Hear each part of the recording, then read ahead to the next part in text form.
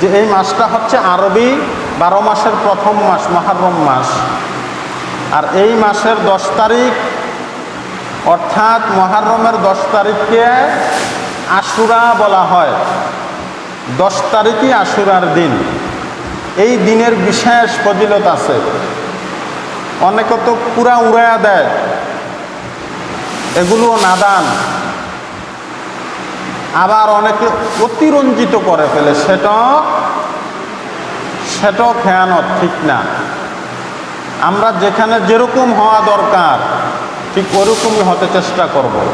যেরকমের মধ্যে আল্লাহ খুশি, রসুলের সুন্নাহ আছে, রসুলের আদর্শ আছে, নীতি আছে, প্রকৃত কোরআন সুন্নাহ ইসলাম আছে, সেইখানে আমরা অতিরঞ্জিত করব না। আবার মূর্খ নাদানের মতো পাশ কেটেও চলে যাব না। আল্লাহ রসুল যেরকম যেটা করতে বলেছে ওইভাবেই করার চেষ্টা করব। এখন এই মুহররম মাসকে সম্মান করতে হবে, কারণ এই মুহররম মাস সম্পর্কে হাদিসে কথা এসেছে। এই মুহররমের 10 তারিখ আশুরার দিন সম্পর্কে হাদিসে কথা এসেছে। এই মুহররমের 10 তারিখ আশুরার দিন সম্পর্কে আল্লাহর রসুল বাণী দিয়ে রেখে গিয়েছেন, এবং এটা যে ফজিলত সম্পূর্ণ মাস, এই জিনিসগুলো আমাদেরকে খেয়াল করতে হবে। এখন বলেছিলাম এই মাসে হৃদয় বিদারক ঘটনা, কারবালার ঘটনা। আবার এই মাসেই আনন্দের ঘটনা আছে, বহু বিজয়ের ঘটনা আছে। আল্লাহ তাআলা মুহররমের 10 তারিখ অর্থাৎ আশুরার দিন প্রথম নাম্বার যেই আনন্দের খবর, খুশির খবর, এই আশুরার দিনে মুহররমের 10 তারিখে আল্লাহ তাআলা নবমণ্ডল এবং ভবমণ্ডল সৃষ্টি করেছে। এই দুনিয়াটা সৃষ্টি হয়েছে কবে? এই মুহররম মাসে। তার মানে দুনিয়া না হলে আমরা আসতাম কোথা থেকে? এই দুনিয়ার সৃষ্টিই হচ্ছে মুহররম মাসে। এই পৃথিবীর নবমণ্ডল অর্থাৎ আসমান জমিন আল্লাহ মুহররম মাসে বানিয়েছেন, সৃষ্টি করেছেন। শুধু তাই নয়, হযরত আদম আলাইহিস সালাম এবং মা হাওয়া আলাইহিস সালাম 350 বছর কান্নাকাটির পরে তওবা কবুল হয় না, দোয়া কবুল হয় না। যখন দয়াল নবী রাহমাতাল লিল আলামিনের উসিলায় ওনার নামের বরকতে তওবা কবুল হলো, কান্নাকাটি আল্লাহর দরবারে কবুল হলো, দোয়া কবুল হলো। সেই দিনটাও কিন্তু ছিল এই মুহররমের 10 তারিখ। প্যারে হাজরিন, আল্লাহ দুনিয়া বানিয়েছে মুহররম মাসে। আদম হাওয়া মুক্তি পেয়েছেন, আদম হাওয়ার দোয়া কবুল হয়েছে মুহররম মাসে। শুধু তাই নয়, হযরত আইয়ুব আলাইহিস সালাম দীর্ঘ বছর রোগের যন্ত্রণায় বিছানায় পড়েছিলেন। দীর্ঘ বছর রোগের যন্ত্রণায় ছটফট করতেছিলেন। পা থেকে মাথা পর্যন্ত সমস্ত বস্তুগুলো পচে গেছিল, কিরা হয়ে গেছিল, পোকা গিলবিল করত। এরকম একটা কঠিন অবস্থা থেকে হযরত আইয়ুব নবী যেই দিনে যেই মাসে মুক্তি পেয়েছিল সেইটা হচ্ছে মুহররম। এবং আরো অনেক ঘটনা এই মুহররম মাসেই সংঘটিত হয়েছিল। হযরতে মূসা আলাইহিস সালাম ফিরআউনের যন্ত্রণা থেকে এই 10 মুহররম মুক্তি পেয়েছিলেন। ফিরআউন এবং তার দল বল সহচররা এই 10 মুহররম আশুরার দিনে তলিয়ে গিয়েছিলেন, অর্থাৎ ধ্বংস হয়েছিলেন, মুসা নবীর বিজয় হয়েছিলেন। সেই মাসটা ছিল কি? এই মুহররম মাস। এই জন্য ইতিহাসের মধ্যে অসংখ্য ঘটনা, যেগুলো এমন ঘটনা যেগুলো আল্লাহ কর্তৃক সরাসরি হয়েছে এই মুহররম মাসে। দুনিয়াটাই এই মাসে সৃষ্টি। আপনার আমার আদি পিতা, আদি মা, বাবা আদম, মা হাওয়া, ওনারা এই মাসে মুক্তি পেয়েছেন। দীর্ঘ বৎসর কষ্টে, রোগের যন্ত্রণায় থাকার পর হযরত আইয়ুব নবী এই মাসে মুক্তি পেয়েছিলেন।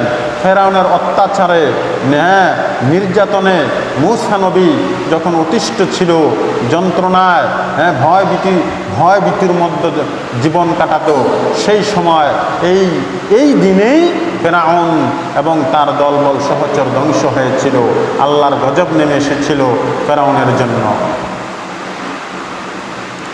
এরকম হযরত ইব্রাহিম আলাইহিস সালাম নমরুদের অগ্নিকুণ্ড থেকে এই 10 মুহররম মুক্তি পেয়েছিলেন। তার মানে আল্লাহর মহা বন্ধুগুলো, আল্লাহর মহা বিষয়গুলো, বস্তুগুলো এই মাসে, এই দিনে যেহেতু আল্লাহ তাআলা করেছেন, তার মানে অটোমেটিকলি এমনিতেই এই মাসের দাম বেড়ে গিয়েছে, মর্যাদা বেড়ে গিয়েছে। যেহেতু আল্লাহর কাছে এই মাসটা সম্মানী, এই মাসটা দামি, গুরুত্বপূর্ণ, দুনিয়াটাই বানিয়েছেন এই মাসে। এই জন্য রমজানের পরে, রমজান অন্য বিষয়, কোরআন নাজিল হয়েছে কদরের মাস। রমজান বাদ বাকি 11 মাসের চাইতে সম্মানিত, মর্যাদা সম্পূর্ণ মাস হচ্ছে মুহররম মাস। প্যারে হাজরিন, এবং এই মাসে হৃদয় বিদারক ঘটনা হচ্ছে কারবালার ঘটনা। এতক্ষণ যাবৎ আমরা সুখের ঘটনা শুনলাম, আনন্দের ঘটনা শুনলাম, তবে ত্যাগের মাঝেও আনন্দ আছে। ত্যাগের মাঝেও কি আছে? আনন্দ আছে। ওনারা যদি ইসলামের জন্য জীবন বিসর্জন না দিয়ে যেতেন, আমাদের পর্যন্ত হয়তো বা ইসলাম পৌঁছতো না। কারণ যেই জিনিসের মধ্যে ত্যাগ বেশি, যেই জিনিসের মধ্যে কোরবানি বেশি, সেটা আল্লাহর দরবারে কবুল বেশি। এই জন্য কিছু ভালোবাসা আছে ত্যাগের, আবার কিছু ভালোবাসা আছে ভোগের। এই জন্য প্রকৃত ভোগের ভালোবাসার মধ্যে আল্লাহ নেই, ত্যাগের ভালোবাসার মধ্যে আল্লাহর খুশি থাকে, রাজামন্দি থাকে। এই জন্য দেখবেন নবী রাসূল, আউলিয়া কেরাম, এদের জীবন যখন আপনি পর্যালোচনা করবেন, দেখবেন এদের জীবনের বেশিরভাগ সময়গুলো অনাহারে কেটেছে, বস্ত্রবিহীন কেটেছে। ঘর ছিল না, বস্ত্র ছিল না, খাবার ছিল না। দুশ্মন, শত্রু চতুর্দিকে যেন এক, দুনিয়াটা ছিল ওনাদের জন্য একটা কয়েদখানার মতো। কিন্তু ওনারা আল্লাহর কাছে কত দামি, কত প্রিয়। তার মানে এই ছোট্ট দুনিয়ায় অল্প দিনে ওনারা কষ্ট মনে করে নাই, ত্যাগ স্বীকার করেছেন, ত্যাগের মাধ্যমে আল্লাহর ভালোবাসা প্রকাশ করেছেন। এই জন্য চিরস্থায়ী আখিরাতটা আল্লাহ তাআলা ওনাদের হাতের মুঠোর মধ্যে দিয়ে দিবে। ওনাদের স্পেশাল পাওয়ার, ওনাদের রাজত্ব থাকবে আখিরাতে।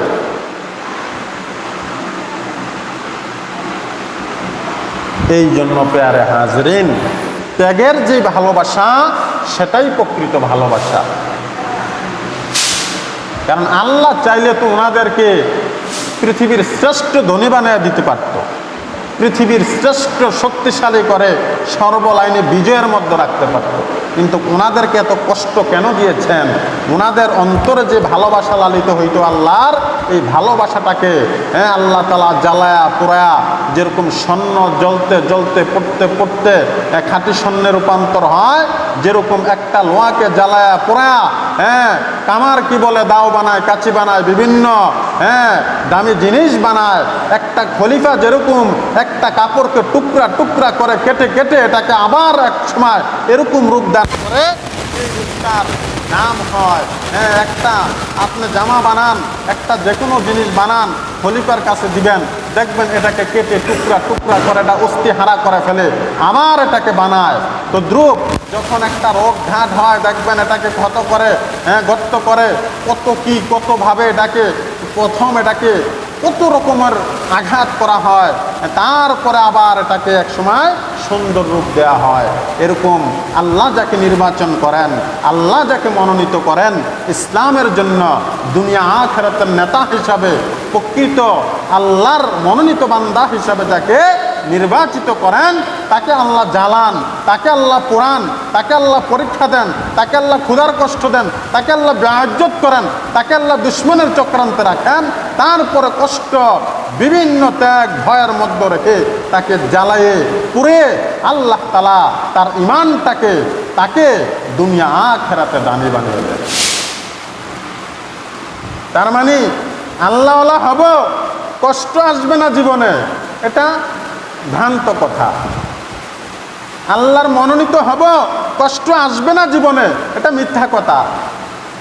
কারণ আল্লাহ বলেছেন শুধু আল্লাহওয়ালা না, যারা মুমিন হবে তাদেরকে আল্লাহ পরীক্ষা করবে। কোরআনে বলেছেন যে তোমরা কি ভেবেছ, তোমরা মুমিন দাবি করবে আর আমি তোমাদের পরীক্ষা নিব না, তোমাদের মাল নষ্ট করব না, তোমাদের জানের উপর রোগ ব্যাধি দেব না, আঘাত করব না, তোমাদের ইজ্জতের উপর হানা আসবে না।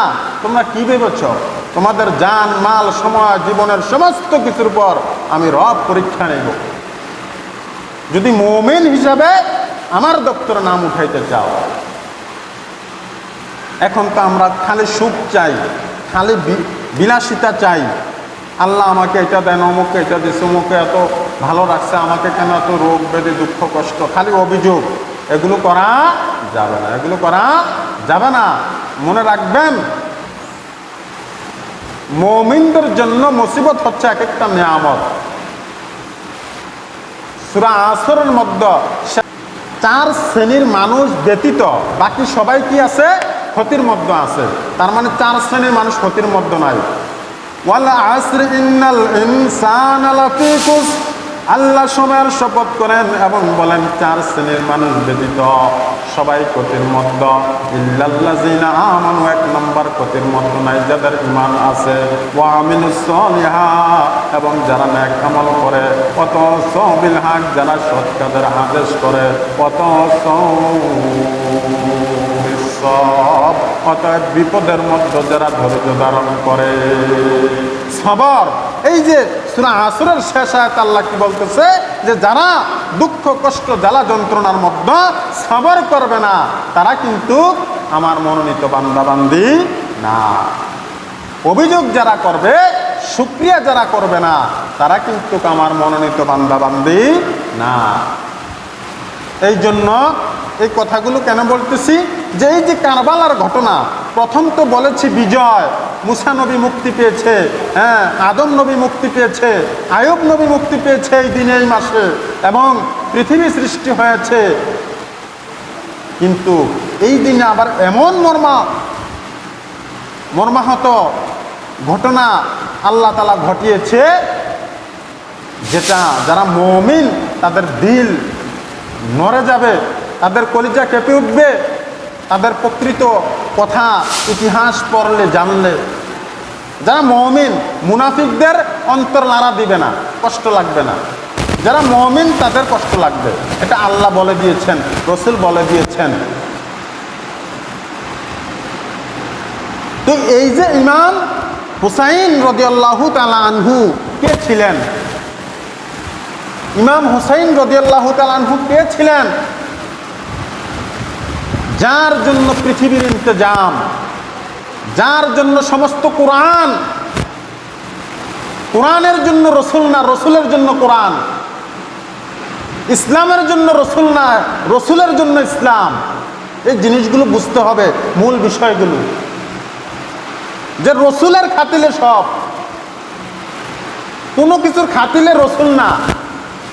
রসুলের খাতিলে কোরআন এসেছে, রসুলের মহাব্বতে কোরআন এসেছে, রসুলের মহাব্বতে রসুলের উম্মতের উপকারে আল্লাহ তাআলা কোরআন নাজিল করেছে।